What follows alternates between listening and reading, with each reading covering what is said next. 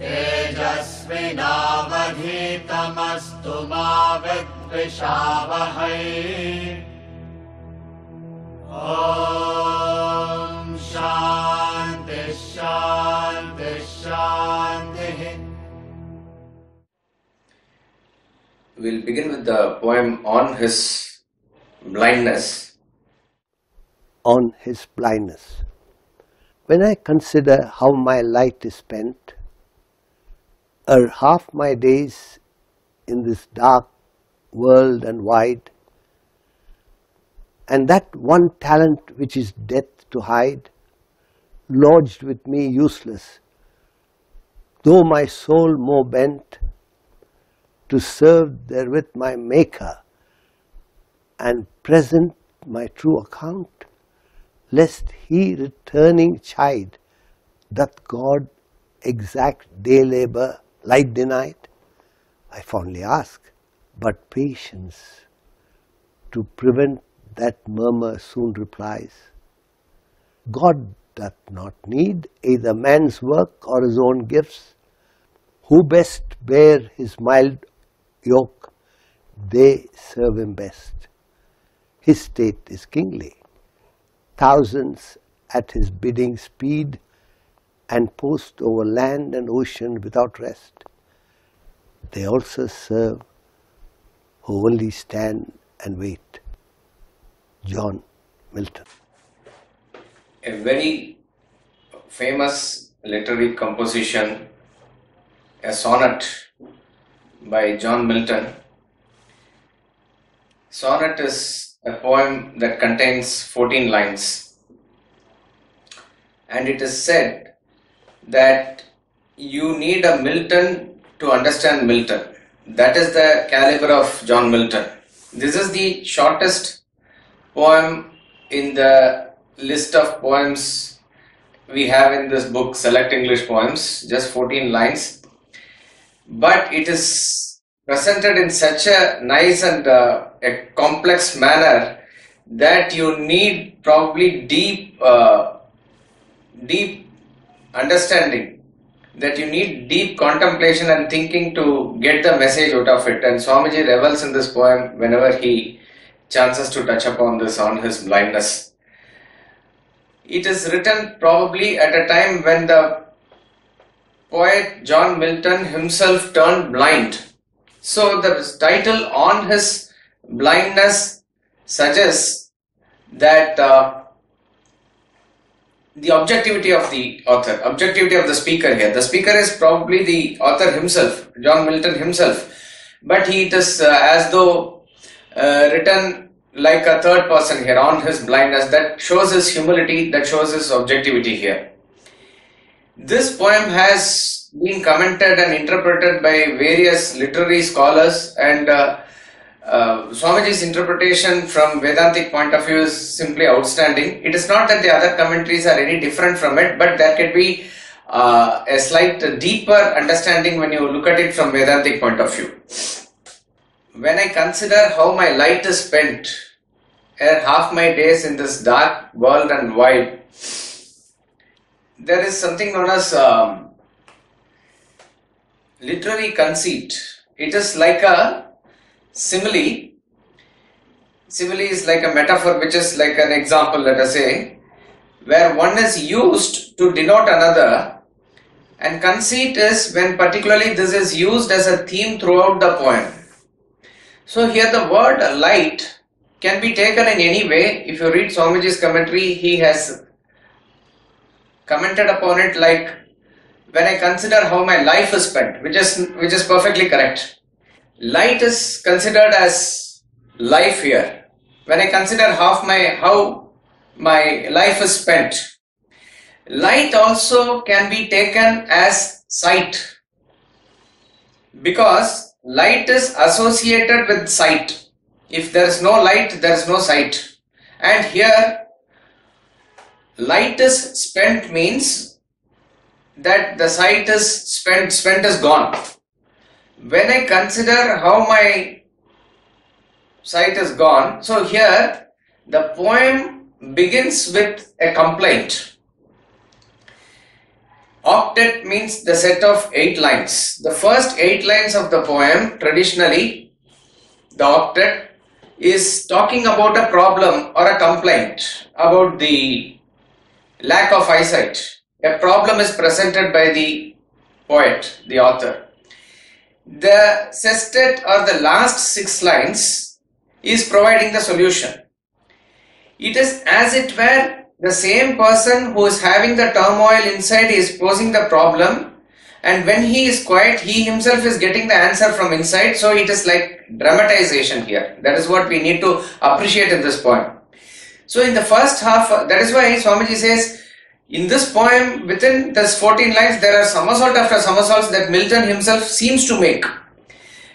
As though one time he is saying this, one time he is saying that, but what is he effectively saying? It is only, if you understand it, the overall thing is a dramatization as to what is the complaint that the poet is giving and what is the solution for that he is getting from inside.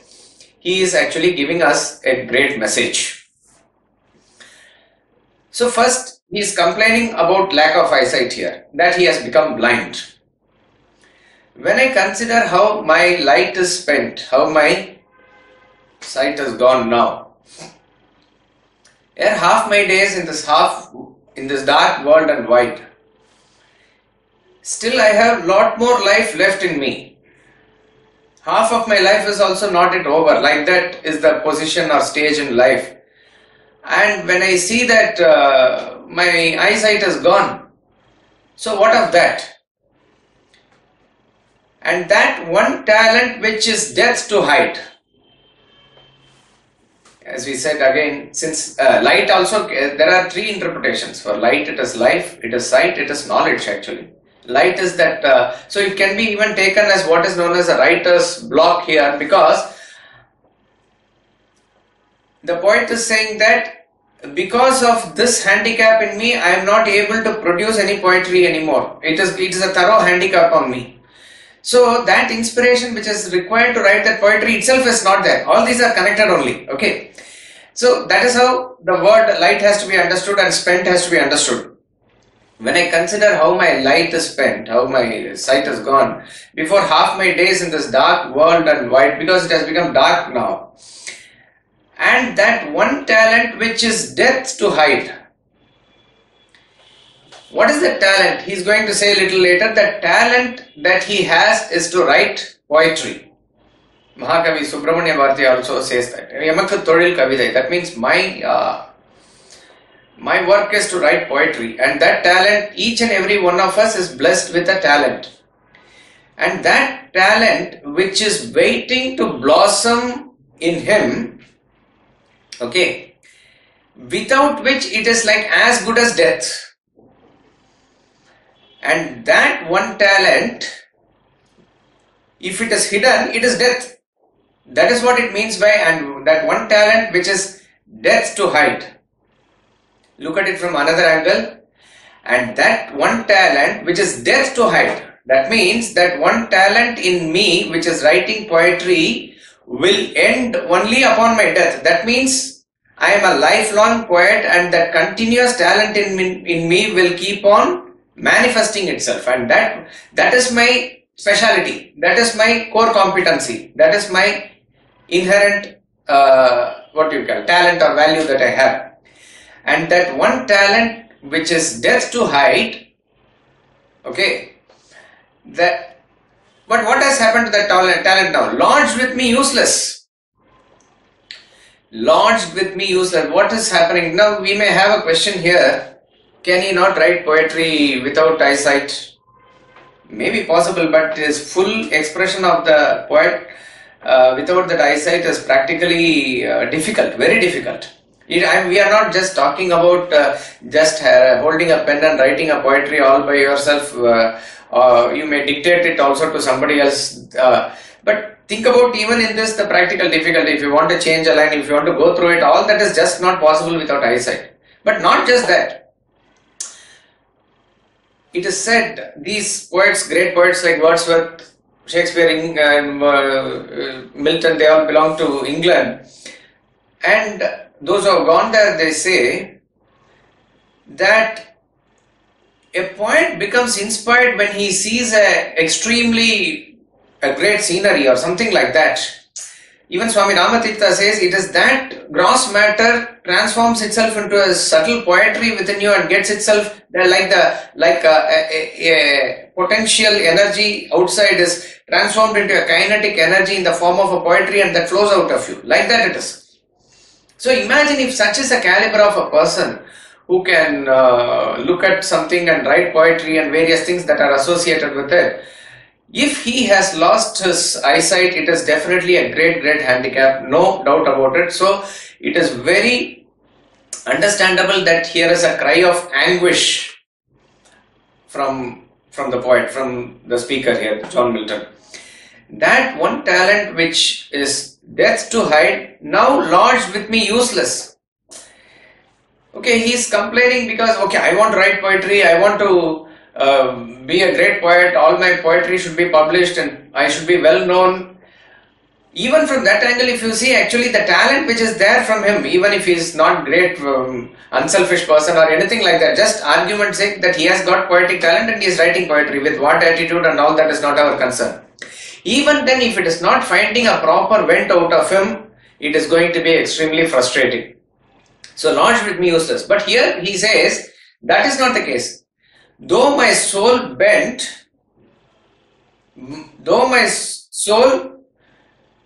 more bent to serve therewith my maker and present my true account. Why is it that I want to write poetry? It is just that I understand it is a God-given talent in me, that he has given me this talent to write poetry, and I want to present my true account by writing poetry and submitting back to him. This is a great attitude. See, each one of us, it is important to find what is known as our Swadharma. Swadharma means an inherent talent, an inherent nature of us, which is easily finding expression through ourselves, our body, our actions, our thoughts and other things which comes naturally to us. That is called as Swadharma. Swadharma means one's own dharma. And you have to use that Swadharma. Bhagavad Gita is very emphatic on this. Bhagavad Gita says it's better to die in Swadharma than to be very outwardly successful in Paradharma. Because he says Paradharma or alien nature is fraught with fear. Bhayavaha. So it is very important that you first identify your Swadharma, and great poets also have sort of laid emphasis on this.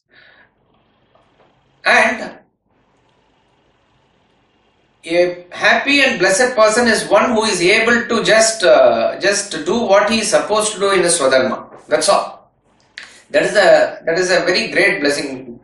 If you are able to understand it from the modern context of students who are not able to find their career or not able to find job satisfaction, this and that, and how they choose, we really do not know. But the duty of the parents and the teachers is to help the student to find his or her own Swadharma.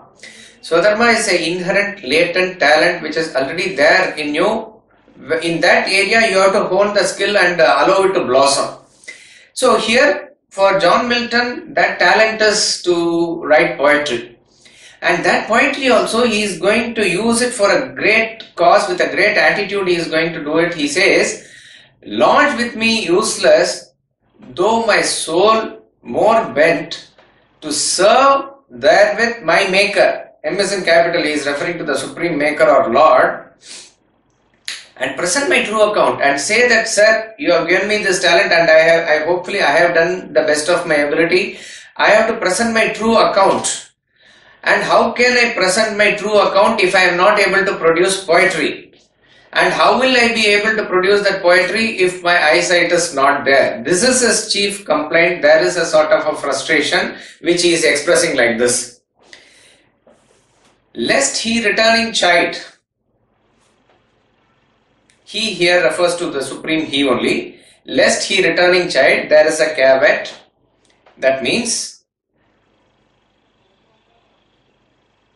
when he is presenting himself with this question to the God, what is the question he is giving in the next line? Doth God exact day labor light denied? I fondly ask. So actually from the first line, when I consider I fondly ask, it is one big sentence only. Here only the the pause is there, either full stop, semicolon, whatever it is, the pause is here only. I fondly ask. Up to this point, he is giving one long complaint. And he says, I want to present my true account to the Maker, to the Supreme Lord, to the God, lest he returning chide. Then he turns back and sort of scolds. That sort of a fear is also there in him, because as though it is lack of faith in God that I am now ready to question him. So therefore, whatever has happened, it is by the supreme will, it is fate, whatever you call it, that is God's will, and to accept that is the ultimate faith. Now he has that ultimate faith, but also definitely there is a frustration that the eyesight is gone, he has become blind and he is not able to express himself as the poetry, express his poetry. So he wants to really ask God this question. Does the carefully note that line also. That is why Milton, all this is very beautifully and carefully written. The God exact day labor light denied. He is not actually asking God this question, but he is asking this question to himself. Does God exact day labor? Does he want me to work with light denied? That it is light denied means an injustice has been done to him, and that sort of a thing is what he asks. And that is why, if you carefully go through again line 4 here, there is something called as enjambment in poetry, which means a line which is continuously going to the next line in the poetry has to be read together, but there is no punctuation or anything, but it overflows to the next line. Okay. But carefully the line is broken at the point of bend. Lodge with me useless, though my soul more bent. It gives a glimpse or an idea of that my soul is more bent. It is a sort of a crooked way of thinking. Crooked means not in the negative sense I am saying. It is a confused way of thinking. So that means he has not understood why the whole thing has happened. It is lodged with me useless. The talent is lodged with me useless. And if I think about it like this, actually it is my crooked way of thinking which is leading me to all these conclusions. That is one way of looking at it, but it has to be actually read with the next line. Though my soul more bent to serve with my Maker. That means I want to bow down in obeisance to God and present him with this. These are the greatness of the poet, that they give a subtle idea for us to think about where and how they pause also, which we will see in a couple of poems later in Daffodils, where he says, a host, comma, he's put of golden daffodils. Why does a poet has to put a comma after that? When we get there, we will understand. So like that, this particular line, those who are familiar with this meter and all, they say he has particularly made this 4th line alone a bigger line in this. It follows a meter. If you look at line 1, 2 and 3, 4, 1 rhymes with 4 and 2 rhymes with 3, and like that only 5, 6, 7, 8 also, 5 and 8 and 6 and 7 like that. But it is just not for rhyming and another thing, he has written it very long, but there is probably also a message if you look at it this way. We really do not know. That's why we said we have the freedom to go ahead and understand and interpret like this. Lodge with me useless, though my soul more bent to serve with my Maker and present my true account. Yes, I want to say, sir, this is what you have given me the talent and I am using it properly. Like that, I want to present my true account. Lest it returning child. Will really God be not happy with this? Will he scold me for this? This sort of a feeling is also there within him inside. Therefore, it shows a state of a confusion in that person. It shows that state of however much he might be frustrated on one angle, but what is the overall scheme of things? Why is it happening like this? This sort of a confusion is also there. So that is why he says, after the question, that God exact day labor light denied. Does he do that? I fondly ask. Fondly ask means in a very foolish way, in a silly way. It's my silly question. So that itself shows that John Milton really knows what it is, but still he is giving a vent to his immediate emotion here. So this has been his complaint. So the first half of the poem is talking about, very rightfully is putting forward his argument. Another thing to say that how can God expect me to write poetry by taking away my eyesight, and I'm not really happy with this, that sort of a complaint. But patience to prevent that murmur, patience is given in capital. Who is this patience? Somebody is answering now. Very beautiful word is used here, patience. P is given in capital letter. What is this patience? You can say even sort of an angel is answering him like that. Again, it's a way of interpretation. But it is his own inner voice, his voice of conscience, which is clarifying the situation. But the question is, when does the answer come to him? The answer comes to you when you are patient. Patience gives you calmness. Patience here also refers to the quality of endurance. Titiksha in Sanskrit. Titiksha means to put up with pain with pleasure, without complaining. Endurance is a very important quality for a Vedanta student, for a spiritual seeker. So all that is probably captured in this one word, and rightly the word used is patience, and then he says to prevent that murmur. So when do you murmur? When you murmur, actually you are not exactly understanding what it is, and you are talking to yourself. There is no extreme anger, but there is a slight agitation within you. That is when you murmur. Oh, why are you doing like this? Maybe he should have done it himself. Hey, what are you doing? What are you murmuring to yourself? The mother asks. No, nothing like that, it says. So you understand that the overall scheme of things is not really for you or against you or anything like that, but there is a grand plan which I am not able to understand. But the point is, at the present I am suffering, or I seem to suffer. Therefore, what is coming out of me is in the form of the murmur. So the entire 8 lines that he wrote in the beginning is in the form of a murmur. And to answer that murmur, to reply to that murmur, patience is personification, you can take it that way, a form of a voice from within him answers. Essentially, from Vedantic angle, we understand it to be his conscience. Conscience is therefore understood as the voice of God, as it were, within you, which will never ever turn away from the reality. It is like a magnetic compass which always points towards the north. That is the role of the conscience. And what does it say? God doth not need either man's work or his own gifts. God doth not need either man's work or his own gifts. We understand from Vedantic angle the supreme God, Brahman or Atma, whatever you want to call that, Bhagavan, Ishvara. He does not need God's man or his own gifts. That there is no desire to obtain anything, that state is the state of Godhood.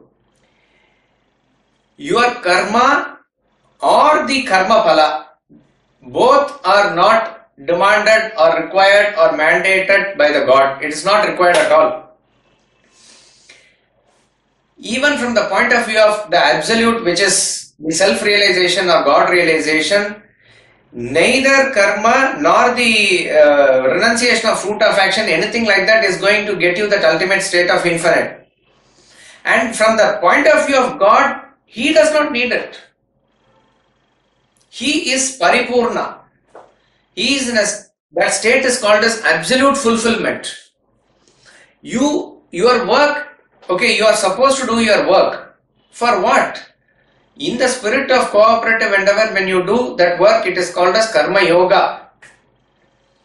That karma yoga is required for your chitta shuddhi, your purification of heart, your purification of the dirt that is inside you, so that you become further prepared for deeper meditation, contemplation and introverted practices. That is the purpose of karma.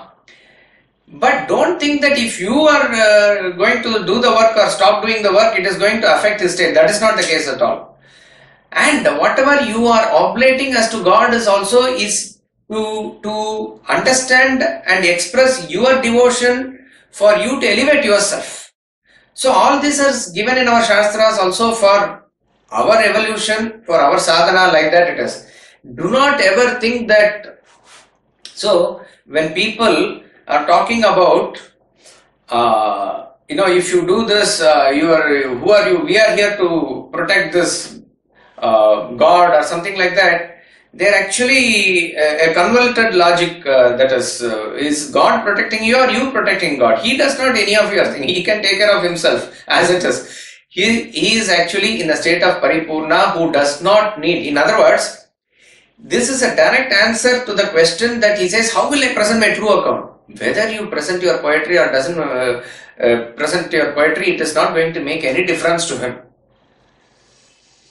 But then, what should I do? I have got a talent. Should I not do karma? Yes, you should do. That is why in the next line itself he says, who best bear his mild yoke, they serve him best. Who best bear his mild yoke, they serve him best. In Matthew 11:30, it is said, that is where this term mild yoke comes, and the commentators say it is a direct reference to that part of the Bible. It is probably the Jews were given a lot of rules and regulations for them to follow. Around 600 laws were there. And these laws, which are mandated by certain scripture, and if you need to follow them as a discipline, compulsion, it is a heavy burden that is on them. So it is said that Jesus came and delivered them of all those things and said, my yoke is really light and it is not having any burden. This is what he says. So instead of that, you only follow these two principles, he says, and that principle is your unconditional love for God and love for the fellow beings. In fact, we studied in Abu and Adam that both are same only. So that means he has given, Jesus as it were, has given a very simple formula for you. You need not go through so much rules, regulations, disciplines, this yoga, that yoga, no. Simple. I am giving you a simple formula. These two things only you follow. Love for God, love for human beings. Finished. So he is probably referring to that. Who best bear his mild yoke, they serve him best. From Vedantic angle, you can understand it. Yoke is something which is kept, a heavy log of wood which is kept on the two oxen or two horses which pull the carriage, two oxen which pull the plough, and that heavy thing is there, so both of them have to slowly, carefully go together, and then only it will do the effective job properly. But here he says mild yoke. That yoke is actually heavy. But here very clearly he says this mild yoke has to be borne by all together. And this in effect or in spirit is the cooperative endeavor or teamwork. Each and every one of us have to do our responsibilities and duties in the spirit of teamwork, because the overall thing you are not responsible. Somebody else is doing and it's happening. You do your part by just fitting yourself in the overall scheme of things. That is your karma. That also God does not expect you to do. This can be understood only if you understand the philosophical significance of Lord Krishna lifting the Govardhana mountain. And great explanation by Swami Ramatirtha here. He says, it is said that when the rain was incessantly falling, Lord Krishna says we should go and seek help from Govardhana mountain only, because we did puja to it. And so that little Krishna lifts that whole mountain is the story, and he is holding it on his little finger. For 7 days it's happening. Okay. And all the people there are there gathered under it. All the cattle, everybody is gathered under it, and the rain is not able to touch them. You know, you have to understand the state of gopis. They are extremely pure people. They may be ignorant, but in their purity of love, there is nobody equal to them. So they are actually jnanis that way. In fact, Lord is happy with such an ajnana that you are able to feel that 100% pure love for him. And he says, very good for that only. So these set of people, after a while, they are thinking, the whole mountain, can you imagine the exaggeration of the story? The whole mountain is held by a boy, a young boy, on his little finger like this, and he is holding it for 7 days. With the other hand, he is playing flute also like that. Like that is the story. Very beautiful picturization of what is happening there. So suddenly they say that after a couple of days maybe, Krishna, you are holding this for long. Your hand must be paining. We will also help you. They say, we will also help you. And Krishna is extremely happy about what they say. He said, yes, you also do it. So all of them being cowherd people, they lift up their sticks and hold the mountain like that as though it were. Then they also go ahead and say that you release yourself, Krishna. Now we have held it very tightly. You release yourself like that. They say. Krishna says it's okay. No, they are saying you release. And Krishna tries to not just release a fraction of a fraction of a fraction. We do not know even 0.0001% of his strength. He tries to reduce, and then they see the effect. Then they say no, like that it is. What it means, what this episode means is like this. The whole mountain is held by Krishna. He doesn't need you to lift or not lift at all. And he is there actually lifting it, protecting all the people there. And yet, when you say that you want to do your part, he is happily encouraging that also. Do it. But don't ever think that because of your stick that mountain is standing. That is why he said the God does not need your act or his gifts. Nothing like that he needs. But you have to do this to show that you are part and parcel of the totality, and you are bending your ego and merging your actions with the totality. That in essence is Karma Yoga. So, who best bears his mild yoke? So it's not a heavy thing, it's a mild yoke. Actually this duty, karma yoga that we take upon the burden, then we are having a wrong approach or wrong attitude to action. That is not the case. That's not how it should be. It should be done effortlessly. It is a mild yoke if you look at it that way. So this portion actually is in essence captures what is cooperative endeavor. What is the spirit of yajna? They serve him best. So if you are able to do this, you are actually serving the master. You are serving the Lord. So if you are able to do your bit, your duty, your small thing that you are doing, but with a high spirit, with that spirit of totality, with the spirit of cooperative endeavor, with the spirit of not I am doing this. This is in contrast to what he is saying, how will I present my account to the maker? My talent is this thing. Only how will I do all these things which is said in the first half of the poem. He is giving answer to that. Who best bear his mild yoke, they serve him best. And next line is very inspiring. His state is kingly. His state is kingly. Underline that. Atmanam Rajavat Sada, says Atmabodha. Atmanam Rajavat Sada, exactly the same thing.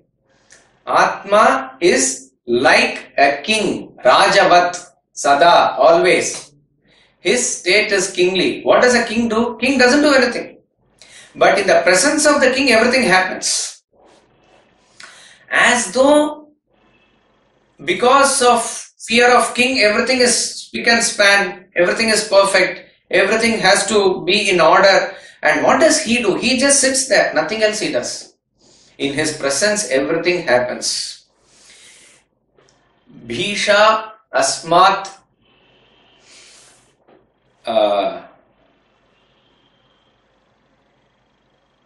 Pavate. What is that? In Taittiriya Upanishad, it says, it is for the fear of him that the wind blows, that the sun does whatever it is doing, that the fire and the moon and the Lord of Death, everybody is functioning meticulously because of fear of him. Here, fear does not mean that you must picturize God as some cruel master who is like a tyrant. No. Here it means that he is the supreme controller of the law of karma. He is supreme controller of all the elements. So all these powerful elements which are so powerful by themselves, whether it is water, whether it is fire, whether it is earth or air, whatever it is, everything is moderated and controlled, and each and everything is functioning so beautifully for our existence and sustenance. How it is being made? It is because of him. It is because they are controlled and governed by that supreme providence, supreme governor. Therefore it is said, because of his fear it happens. Same idea is given here, that his state is kingly. Thousands at his bidding speed. Thousands at his bidding speed and post over land and ocean without rest. So all the elements that are functioning are all happening because of his bidding. It is his will. It is his thing that it is that the component of element has to be like this, that the temperature of the sun has to be like this, that the freezing level of water has to be like this. Everything is clearly set and mandated to the highest possible perfection. And each and every element, every aspect of nature, every human, plants and animals and birds, they are all meticulously doing their duty based on that. We saw in Ishavasya Upanishad, he says, all the duties have been allotted, Shashvatibhya Samabhya. Eternally it has been doing like this. So he says, without rest. 1,000 at his bidding, speed and post over land and ocean without rest. And the famous last line, it is probably used, they also serve who only stand and wait. That means, what really matters in life is this attitude of dissolving your ego and merging with the totality and doing your part. That's all it is. A person may have a chance to write poetry because his eyesight is there. A person may not have a chance to write poetry because his eyesight is not there. Or a person may have talent to write poetry, another person may not have a talent to write poetry. All of them are equally serving God. A fabulous conclusion.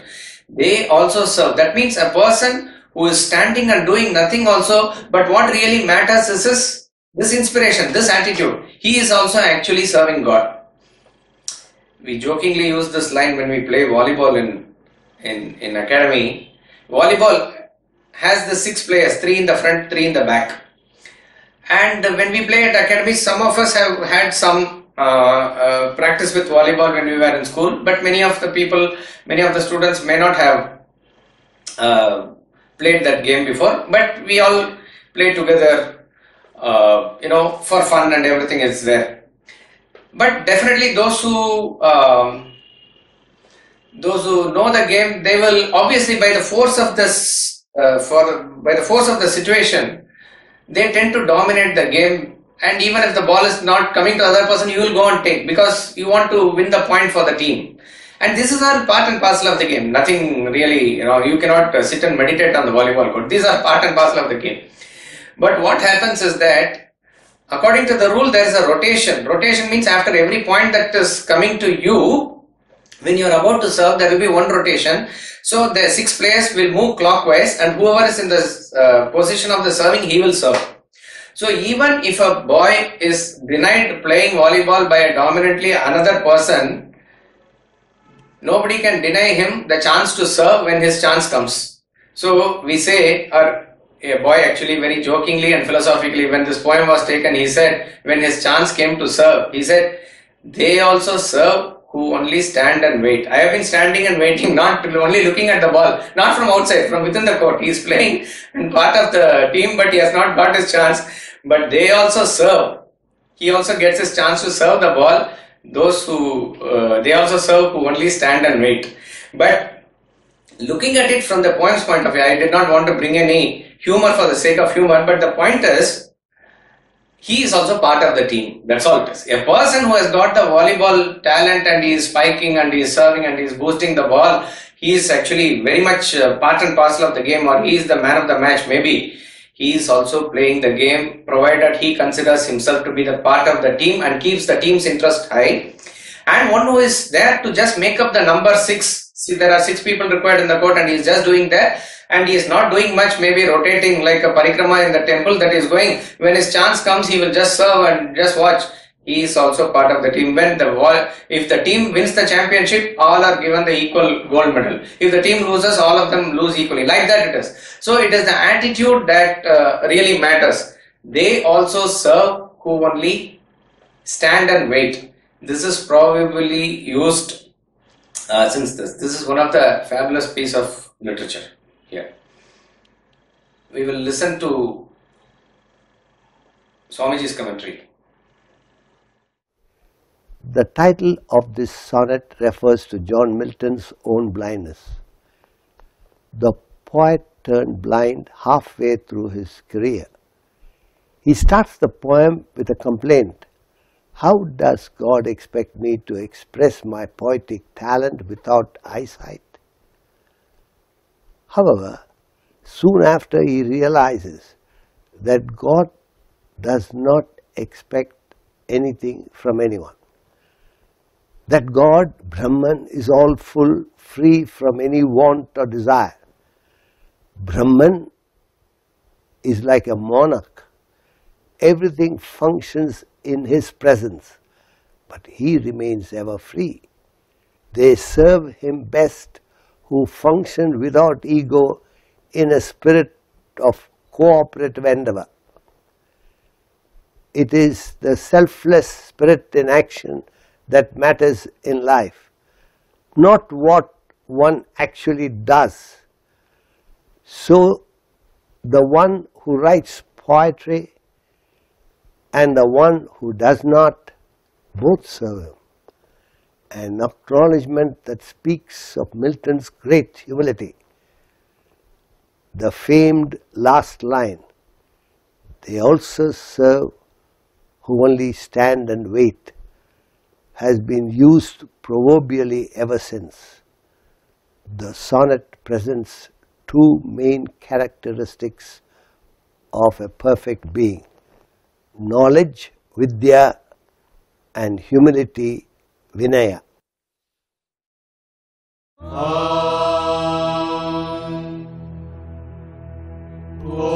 Purnamada Purnamidam Purnat Purnamudachyate Purnasya Purnamadaya Purnamevavashishyate. Om Shanti Shanti Shanti.